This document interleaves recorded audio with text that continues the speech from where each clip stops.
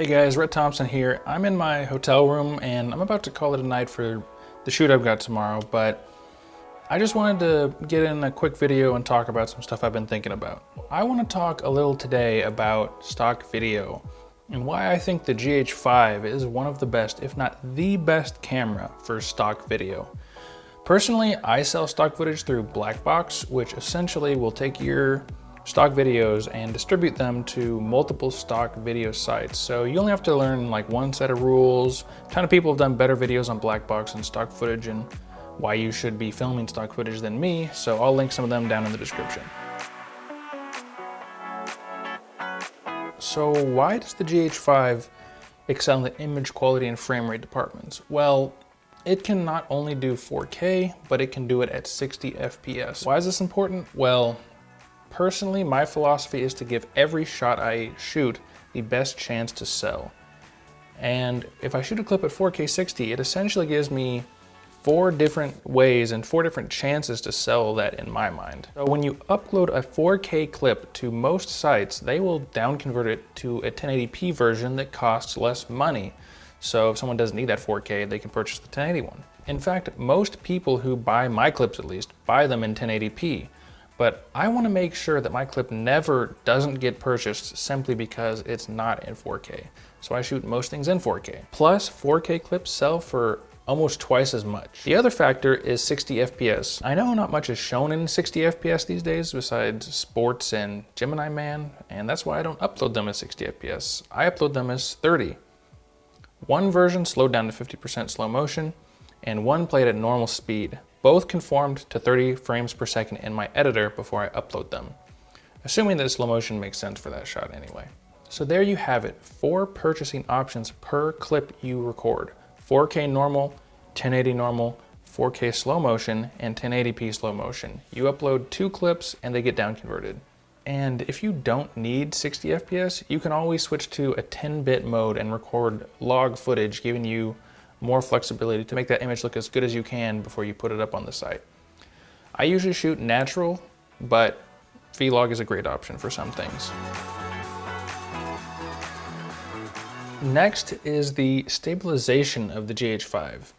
Image quality is totally pointless if your video is shaky, especially in stock video. In fact, I see it talked about all the time that unstable footage is one of the most common reasons for clips being rejected by the agencies on Blackbox. With the GH5, any lens can become stabilized. It has what Panasonic calls IBIS, or in-body image stabilization, which means the sensor of the camera itself can be stabilized to any focal length you have. And if you have a Panasonic lens with traditional image stabilization, then you get dual IS or dual IS2, which combines the two for an even steadier shot. And even past that, you have E-stabilization mode, which electronically stabilizes your shot even further at the price of a little tiny crop, and tripod stabilization mode, which essentially turns your shot into a tripod shot for situations where you don't need to be panning left or right or up or down, just locked on a scene, and it works super well. All of these modes can give you some of the most steady handheld shots I've seen without a tripod or a gimbal. Although at wide angles it can get a bit strange with the warping, it really is incredible and essentially the best stabilization you can get for this price point, or maybe even for any price point out there. There are a ton of other features too that make this camera insanely easy to use as well. It's got dual card slots, which not that important for stock, but it's always kind of a plus for, you know, video, filmmaking, anything.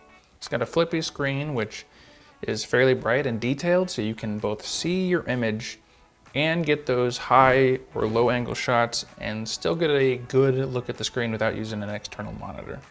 There's tons of custom buttons you can set to do basically anything you want to make getting the shot as easy and as fast as possible. You can even set like all the left, right, up and down of this D-pad thing to do different custom buttons too. So there's pretty much unlimited options for customization.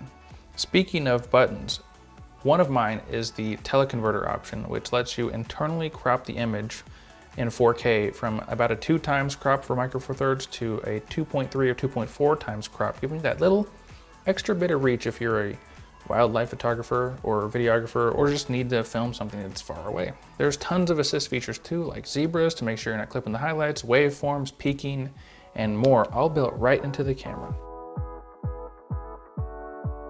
The body and the lenses are another huge plus. The body is somewhat big, especially compared to some other cameras, but it's still not too huge. And the lenses range from fairly large to absolutely tiny, so they can go with you anywhere.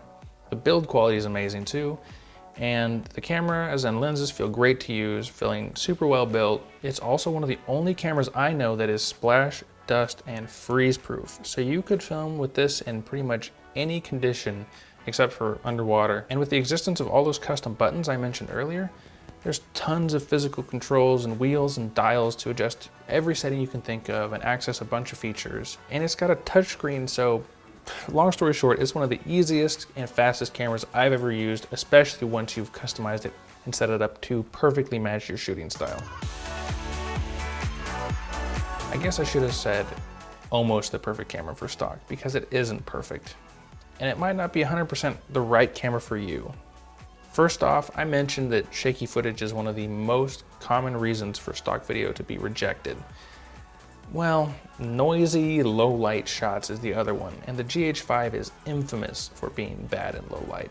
I don't think it's nearly as bad as some people say. It's like almost twice as good as the GH4, and I plan on making a video about that soon. But it certainly is much worse than other mirrorless cameras, especially full frame or even some APS-C cameras. So if you pick this up, just make sure you're shooting in good lighting or use a fast lens to counteract the smaller sensor size of the GH5. Speaking of that sensor size, the smaller micro four thirds sensor will give you the appearance of your backgrounds being half as out of focus as a full frame lens. So f2.8 is f5.6, f1.4 is f2.8. In stock video, it might affect you 0%, but if you really like those blurry backgrounds, it'll be noticeably harder to get those on the GH5 with Panasonic lenses. And lastly is autofocus. I know, while I personally would never rely on autofocus for any professional or stock video work on any camera, it's true that it can be an amazing tool, especially if you don't have any other choice.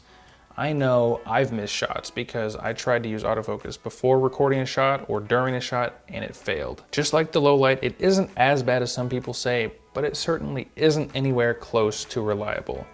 And in those type of situations, reliability is one of the most important things. I know I'm probably super biased since I've only really ever used Canon and Panasonic cameras for the most part, but if you're looking to get into stock video and have a limited but decent sized budget, I think this camera is by far one of the best for stock video shooters out there. Definitely for its price, and maybe for any price given the number of features it has. The only more convenient cameras I can think of might be Panasonic's own full frame mirrorless cameras, but having never used them, I can't really say for sure or recommend them. And that price difference is kind of insane, especially the highest end one going for like $3,000 or $4,000 or $5,000. I hope you found this video helpful, and if you did, please hit that like button. It helps a lot. If you have any questions, comments, concerns, if you agree with me, and especially if you disagree with me, please leave them in the comment and I will try to get back to you. If you want to see anything more on the GH5, the lenses I use for stock video and filmmaking, please subscribe to get notified when my new videos go live. And seriously, thank you for watching. I'll see you guys in the next one.